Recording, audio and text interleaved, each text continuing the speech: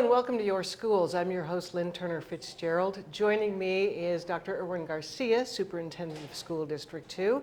Thank you for being here.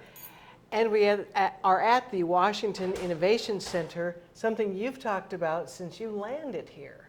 Absolutely. Well, congratulations. Thank you so much. This aligns to one of our strategic priorities to increase college, career, and military opportunities.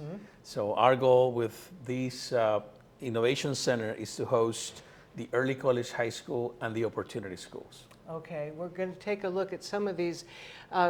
It's actually kind of under construction still. It'll be ready to go, but we're taping this a little bit early, so pardon the mess. Let's go take a look. We're standing in now one of the classrooms for the Early College High School program at the Washington Innovation Center. And can you explain this program? Absolutely. So the Early College High School is a program that allows high school students to obtain college credit up to an associate's degree. So the associate's degree requires a university partner. In this case, we are strengthen our partnership with two possible partners, in this case, MSUB and Rocky Mountain College. Okay. So they will be the ones that will sponsor a group of students that will select those pathways.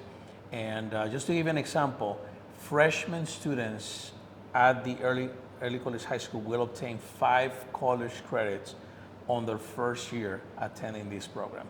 So they're gradually acquiring college credit with the already existing dual credit partnerships that we have with MSUB. Right. And the students will be able to obtain up to an associate's degree, which gives a tremendous opportunity for students, especially students in poverty, that otherwise wouldn't have a chance to have a college degree very early in their careers. Well, is that the student that you're really aiming for, or is any student? It is any student. So what happens with the programming that we offer, if you think about the AP trajectory, for students that are really looking for Ivy League universities, that's probably the best route. The early college high school is really for students that might want to take advantage of the program to obtain a bachelor's degree. If you think about it, it's probably 2 more years after they get their associate's degree that they can obtain a bachelor's degree. Or for students that don't see themselves going through a full 4-year experience in college. They just want to have the short experience and join the workforce. So it is flexible, and it is really a choice. You know, giving students choices is really critical, especially in Montana, because this is the first early college high school in the state of Montana. Right. We have 400 similar programs across the nation, but for Montana and Montanans, this is the first opportunity that we hope sets the precedent for the entire state. Right. So the freshman who enters the program will spend all 4 years in the program to get the 2 years of college credit. That is correct. Okay. Do they spend any time back at their original campus? So that is part of the conversation with both universities. Right now, where we sit, we're already a little bit ahead of the game with MSUB. Okay. We have to still designing with the Montana Board of Higher Ed. We're still defining some contractual language, because the university associated with that group has to be able to allow teachers to obtain certifications that can work for high schools, and allow people with high school certifications that have master's degrees to be able to teach at the college level. So there is a relationship that the precedent already exists. It's quite complex, but we are already way ahead of the game when it comes to that partnership. With Rocky Mountain College, we're still in the exploration mode. They don't necessarily focus on associate's degrees. So they might offer associate's degrees, but it's not necessarily that's a focus. But we're in conversations with Rocky to allow our students, some of our students, to be able to take their pathways as they enter their programs to obtain bachelor's degrees. So will these students then actually be on the campus of MSUB in Rocky? That is potentially what's going to happen, is our students will go, either we go to their campuses to obtain college courses, or their professors come to our here. campuses and teach Right. here. Okay, so what happens in this room, for instance? Well, I want to say this is a business class, if I'm not mistaken. So the students are obtaining high school credit. As we have, all of the programs designed for basic high school credit attainment. Think about English, math, the science courses, the social studies courses. And students will have the opportunity to go to their primary high school, to obtain the other courses necessary for graduation. Some of the electives, some of the science courses. So it is similar to what we've done with the Career Center. So, Yeah, it's a part-time here, part-time there. But the cohort of about 65 students will have to consistently go through the program to be able to obtain that college credit up to the associate's degree. So this year you have 65 students? That is correct. And you could take more, right? We could next take year? more. Yeah, absolutely. We want to start, and we want to start in a way that is beneficial. We don't want to start with a number that might become unmanageable for us, because I think that the community wants to see success, and we're definitely ready for success. We're designed for success. And we want to give this cohort of about 65 the opportunity to begin. But next year, this building is going to have the 65 that started, plus another group of about 70 to 100 students. So very soon, we're going to be at capacity in this building. You will be, yeah. Well, I'm wondering a couple of things. Now, the 65 students that enter the program this fall, is there like a vetting program, or are they academically challenged? How do you decide who's going to be here? So Dr. Gerald Hain did a phenomenal job interviewing and meeting with every single family to determine that this was the right match for them.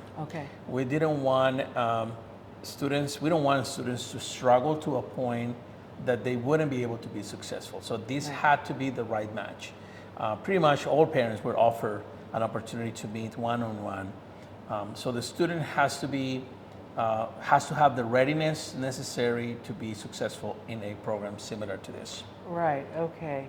I'm wondering about tutoring opportunities, or do those things exist for a student who may be struggling? Yeah, we've made a partnership with Apex, Apex Edmentum, which allows us to have tutoring, acceleration, interventions. And it is pretty much on demand. So we don't have restrictions on the license we purchase. We open the license for all students in high school and all students in middle school. So for those people that are listening to us that have kids in middle and high school, know that that's available to you, to your child, that your child can access pre-algebra courses, algebra courses, calculus, Spanish, all of sorts of sources. They just have to ask the administration, the teachers, the counselors at the school, so they can access Edmentum. And Edmentum Apex offers tutorials as well. Wow. So if you're struggling in a specific content. Is that for any grade? Any child in middle school and high school. Middle school and high school. So we have 5,600 licenses for high schools, and we have about 5,000 licenses for middle school students. Oh, that's excellent. Yeah. Okay. Well, good luck with this program. Where are we going next? We're going to walk to the Opportunity School, another section of our building here at the Washington Innovation Center. Very good. We are now in a classroom of the Opportunity Program portion of the Washington Innovation Center. There's a lot of titles to learn here, aren't there? Thank you. I need a menu so I know what I'm talking about. Tell me about the Opportunity Program. So the Opportunity School is designed similar to an alternative program. It is a proficiency-based program for graduation. So it is a more flexible 3-year program with a focus on career and technology. So we have 2 pathways, a career technology pathway If you think about cybersecurity, computer programming, website design, artificial intelligence, all of that will be offered here. And also we have the criminal justice pathway. So what we're doing is partnering with the city, the county, and other organizations to bring opportunities for our students to be exposed to, being a first responder or being a firefighter, police officer. Career options. Career options. For students, Yeah, give them the opportunity to experience, to have a partner that can work with the Wow. student. Our goal ultimately is, again, aligned to our fourth strategic priority, which is enhance college, career, and military opportunities. Okay. And the Opportunity School is designed for about 100 students. We have about 60 students already enrolled, but because there is a level of flexibility, what we'll do is once we start the year, counselors are going to start noticing some trends with some students that might benefit from the program, and we will have the opportunity to bring them here. Oh, good. So they can be successful. So you're at 60 now, but you could max out at 100 At about students. 100 students, yes. Okay. Well, and again, these students don't spend the whole day here, do they? We don't have currently a full-time Opportunity School model. However, our intent is to really ensure that the students have a pathway towards graduation. We'd rather give them a pathway toward graduation. It's not necessarily lowering the expectation, it's just a different way of approaching graduation. So most students will start here the day and go to their high schools for the rest of the day to complete. Well, I'm interested in the IT part of this, and this will actually prepare students to go out and join that workforce? Yep. So basically, we are tying all of our career pathways with certifications. Okay. Students have to obtain certifications. Let me give you an example. So we have the Microsoft Azure certification, which is all about artificial intelligence. So it is, if you go out to purchase the license or to get the course, it's probably $300, $500 to get that type of license. The challenge is high school student obtaining that license might be a huge gap because the lecture level of the content might be complex. Right. So our role is to allow for students that have that passion is to support them with reading and math and science so they can be successful obtaining that certification. Once you have that certification on your resume, you being 16, 17 years of age, you'll have opportunities of employment.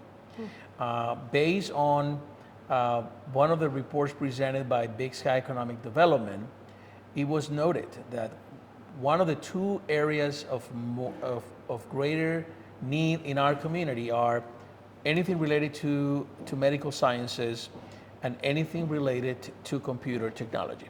Wow. So Okay. this decision was well informed based on financial and economic trends that we obtained last year. Okay. Well, who is the ideal candidate then for this program? It's for anyone who wants it. Okay. But usually students that might be homeless, students in foster care, students that started having families early, young families, for instance, which by the way, young families is less than a block away from us. Right in the neighborhood. Right, Perfect. that is correct. So it's really open. I mean, we had a situation where highly intelligent, middle-class kid that had no more passion for high school. On the verge of dropping from school and then finding an opportunity at the Career Center that changed his life forever. Well, all we're doing is creating more opportunities because, of course, the Career Center is a landmark, is pretty much unique in the state of Montana. But of course, it has its limitations when it comes to space and the constraint of programs and teachers, and et cetera, et cetera. Here we're expanding those opportunities beyond what the Career Center offers. And the good thing is that every freshman that enters the program has immediate access to those two pathways, the career technology pathway and the criminal justice pathway. They don't have to wait to be seniors or juniors to qualify to enter the program. Okay. So when a student graduates out of this out of this program, they're job ready? Yeah, they are job ready. They should have enough certifications on the field and also the apprenticeships with the local organizations, because every child in the Opportunity School will have a business partner, Okay. depending on the interest that they select for their future. Right. So every Wednesday is a flex Wednesday. So Wednesdays for our Opportunity School kids, Okay. it's a flex Wednesday, meaning it's the time to catch up with homework, it's the time to study, to do Apex at Mentum, it's the time to meet with that business partner either here or at the location, at the job location. Nice. So it is allowing the opportunities to embed practices as the students are going through Right. high school. Well, if I understand you right, then the Billings Police Department will be Yeah. a partner. The Sheriff's Department, the Fire Department. Yep. And we already have those partnerships. That's the good thing. So our high school kids and the middle school kids, they already have opportunities to engage with all of those departments. What we're doing is here is increasing the frequency, is gaining more interest, and then allowing the flexible time for students to have the experience. You know, that could be the challenge when you have 5,600 kids in all of our high schools. Wow. Or when you go to West, for instance, you have 2,200 kids. Here, we're going to have this year, 70, 80 students max. They're going to have that opportunity with frequency, which allows them to be trained, to have the interest, and to pursue certifications that are going to be recognized at a local or national level. All right, well, let me ask you this. So if a student has a certificate for the law enforcement side of things, does that give them a leg up for being hired by the police department? Absolutely. Any police department? Yeah, so this is the thing. They have a leg up in the sense of the background knowledge, the interest. There are some limitations when it comes to the state and the ability to use a certification and apply it to a job. Okay. So think about CNA, which is in the medical field. So you have to be at a certain age to be able to apply your knowledge. Let's talk about being a truck driver. You can be 16. You might have all the knowledge. You probably can practice with the truck, but no one is going to issue a license for you to drive an 18-wheeler. So the same applies to us. Okay. Like a SUR certification with Microsoft, that's not going to put any life in danger. That means the child might be able to apply and use that skill. But there might be other skills that there are some limitations based on the age. Okay. Yeah. So and you said 60 students this year, right? 60 What students, happens yeah. next year now when you get the new class in? So we anticipate this building being maxed out. Oh, yeah. Yeah, we can have up to about 350 students in this building. Okay. So we will be very close to capacity. The good thing when we enter the third year is that the students at the early college high school, they will have most likely the opportunity to go to the university to be trained, to take courses. So that frees up space, Frees up some space so for we you. can build the new cohort. Right. But at the same time, that presents us with, okay, if that's not plan A, what is plan B? And we're looking. We're looking at opportunities. What else is out there that we can use? Right, okay. Yeah. Now, there is an annex on this campus, too. This is the former Washington Elementary School, now the Washington Innovation Center. But there's an annex that houses yet another program, but it's under construction right now, so we'll just talk about it. Yeah, it's the Quest program. In the past, we had Quest at Miles Avenue and Broadwater. Okay. So we had 2 locations. All of the students across the city, second through fifth, will go to those 2 locations. So now what we did is we used the annex, and now all of the GT students are coming on a daily basis to the Washington Okay. Innovation Center. Can So you that- explain to me what that is, the Quest or Yeah, GT? so Is the it Quest program is a gifted and talented program Okay, for students that exceed academically, their IQ exceeds the norm, and academically they exceed national norms. So those students, we have to accelerate them. And the Quest program hosted at at Washington Innovation in the Annex building will allow the students to be, number one, the teachers are together now. So the 4 Oh, teachers will be nice. together, Oh, okay. and they'll have the opportunity to take advantage of the technology that we're going to bring forward. So think about robotics, anything related to STEM materials and resources. So students will be able to use the technology that is available just crossing a couple of feet from the annex to this building. So, well, we did get in and look at one of the classrooms earlier today, and it's lined with photographs taken by fourth graders. Yep. It was amazing. And then what they did is they had to match the photograph that they took with a poem that they wrote and present it publicly. And people actually, it went on an auction at one of the local malls, and people bought some of those pictures and poems, which is great. This year's theme for the Quest program is artificial intelligence, which aligns perfectly to the work that we're doing here at the Washington Innovation Center. Wow. Well, it's a good topic for that age group, because it's certainly going to be a big part of their lives. Absolutely. Now, how many students are in that one? So we will be serving about 200 students in the program. Wow. Well, we're not going to have 200 students at a time. Right. Most likely we will be having about 70, 80 students at a time, up to about 100, because we rotate them. Yeah. They're not here every day then? They're not here every day. Okay.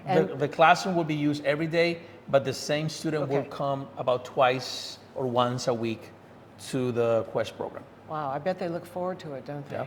I bet they do. Okay, so we've got the 3 programs here at Washington Innovation Center.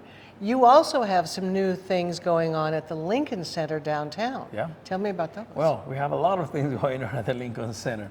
So we have the Multilingual Academy for students that in middle school and high school don't speak the language, that are newcomers, the students that are migrants, part of the asylum program. We serve the kids of nurses and doctors that come from the Philippines, from Africa, that they are needed in our community, from architects and engineers that are coming to our country. And we want to serve those needs. We already have 40 students enrolled. Our goal is to be about 60. Pretty much what we did, we took the 4th floor of the Lincoln Center, and now that's the Multilingual Academy. Wow. We're ready for those kids. Well, is it the same thing as English as a second language, It is. The only difference is that English as a second language ESL model, it can be applied in the context of regular education. So think about if you're a second grader that comes to McKinley, you will remain at McKinley, and the teacher is going to use ESL strategies, sheltered instruction, to help you acquire the language, but you're not going to go anywhere else. You'll stay at the school. Right. With the middle and high schoolers, that's a different story, because the language is not processed the same once you pass the critical period, which is about 10 years of age.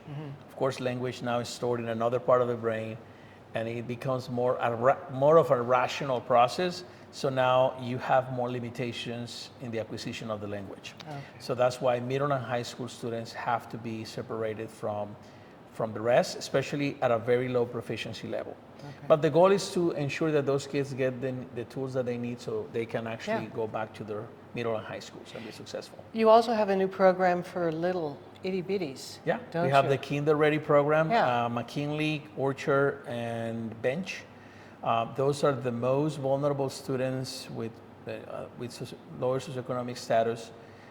Most of those students are in need of urgent literacy and mathematics instruction at an early age. So those are for 4-year-olds, and we already have 300 kids. They only go half the day, just half the day, and it's school readiness, reading and math. So what a good way to start. And then they're ready for kindergarten, right? Now they're ready for kindergarten. Okay, we've just got a couple minutes left. Am I missing a program? Isn't there another one? So we have the VIP program at the Lincoln Center for special education needs. Students that instead of graduating, we retain the diploma and they remain with us for 3 more years after graduation, up to the age of 21.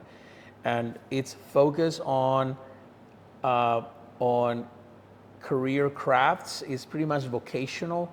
So think about a child with, Down syndrome, learning a series of skills and applying those skills with a partner. I see. So, a business takes the child learns a skill, the child applies the skill, the child earns money. And that's what we want. We want our kids to have resources for life. And sometimes when we get to the graduation stage, it's not enough. So It's not, we're yeah. teaching up to the age of 21. And what would be the class size there? So we have 12 students. Oh, good. And it's at the Lincoln Center. And right across from that classroom, we have a kitchen. A fully functional kitchen. I've seen it. Yeah, It's nice. Yeah, absolutely. Something similar to what you saw with senior Yeah. high school with a student that raised $35,000 and they have the classroom and the kitchen. Right. Well, that is the same model that we have at the Lincoln Center for the VIP program. All right. Any other programs that we missed here? Well, I probably can't keep going. You've been awfully busy since you've been here. We brought the Cafe Prodigy. We're building a state-of-the-art kitchen at the Lincoln Center, different from the kitchen I just mentioned. Okay. This is a state-of-the-art kitchen that is going to host our Cafe Prodigy program, and is also going to allow adults at night to learn skills, get certification, and That's join the going to workplace. be a busy place. Yeah, it's going to be busy. Cooking is a thing Yep. right now, as you know. Well, listen, I want to thank you for the tour. And tell me, how was the first year? You got that under your belt. You okay? It was an amazing year. Good. I mean, honestly, if I were to say positive versus negative, 99% positive. Awesome. 1%, you can control people's emotions and feelings and preconceptions and Well, and just misconceptions. life. Yeah. But for the most part, it was a very successful year, very exciting year. I'm just thrilled to be in this community and serve the children of Billings Public Schools. Congratulations. Thank you. Dr. Garcia, thank you. And thank you for joining us on Your Schools. We'll see you next time.